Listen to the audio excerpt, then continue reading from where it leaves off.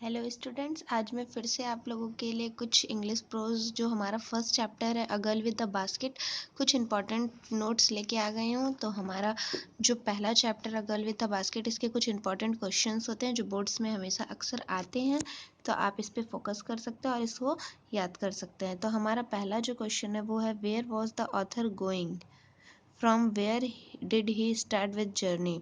इसके अलावा और करके भी एक क्वेश्चन पूछा जा सकता है, who was William C Douglas, where was he going from Delhi.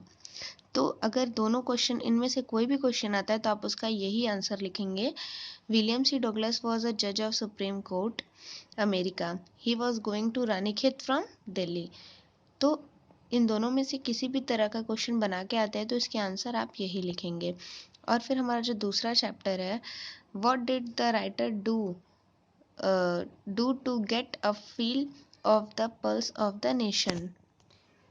तो इसका होगा answer, the writer got down at every station on his journey and taking to the people about the world affairs and the major news topics.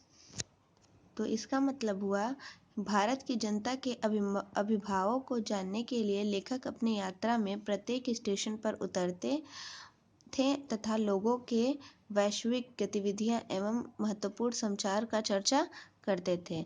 मतलब कि जो हमारे writer हैं वो हर एक स्टेशन पे उतरते थे अपनी जर्नी के दौरान, जब जब वो यात्रा कर रहे थे, और जितने भी लोग मिल रहे थे उनसे वो न्यूज़ अफेयर्स या फिर इंडिया में क्या हो रहा है इन सारी बातों पर चर्चा करते थे, ताकि उन्हें इस कंट्री का जो फील है, मतलब जो पल्स है वो उनको फील हो सके, यानी कि इस कंट्री में कैसा ये कंट्री है या फिर इस कंट्री में क्या हो रहा है।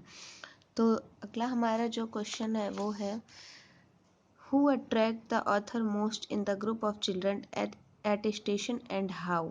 तो इसका मतलब हुआ कि बच्चों के समूह में से सबसे अधिक लेखक का ध्यान किसने आकर्षित किया और कैसे। तो इसका है, a beautiful little girl attract the author most in the group of children as she appeal and pleaded in a manner which could reeling any hurt। बच्चों के समूह में से एक सुंदर छोटी सी लड़की ने लेखक का ध्यान सबसे ज़्यादा अट्रैक्ट किया, ठीक, यानी कि सबसे ज़्यादा आकर्षित किया, क्योंकि उसने इस तरीके से आग्रह किया था कि किसी का भी हृदय विचलित हो जाए या किसी का भी हृदय पिघल जाए। फिर हमारा जो अगला क्वेश्चन है वो है, what picture of India did the author carry back in his mind. तो मतलब लेखक भारत के बारे में किस प्रकार की धारणा लेकर वापस गए अपनी कंट्री। तो है, the author carry with him a very high opinion about self-respecting people of India and their high traditional values। तो लेखक भारत से आत्मसम्मानी लोगों तथा उनकी उच्च परंपराओं के बारे में उच्च विचार के साथ लेकर गए, यानी कि यहाँ पर जो लेखक थे वो भारत के आत्मसम्मानी लोगों के और उनके परंपराओं और उनके जो विचार है वो इतने उच्च हैं, ये सारे ही अच्छाइयों को लेकर अपने कंट्री लौटे थे, यानी कि उनके दिमाग में एक बहुत ही अच्छी पिक्चर बनी थी हमारे भारत को लेकर के। Thank you. इसके अलावा आप कोई और भी क्वेश्चन या किसी प्रकार का कोई प्रॉब्लम हो आप मुझे कमेंट कर सकते हैं।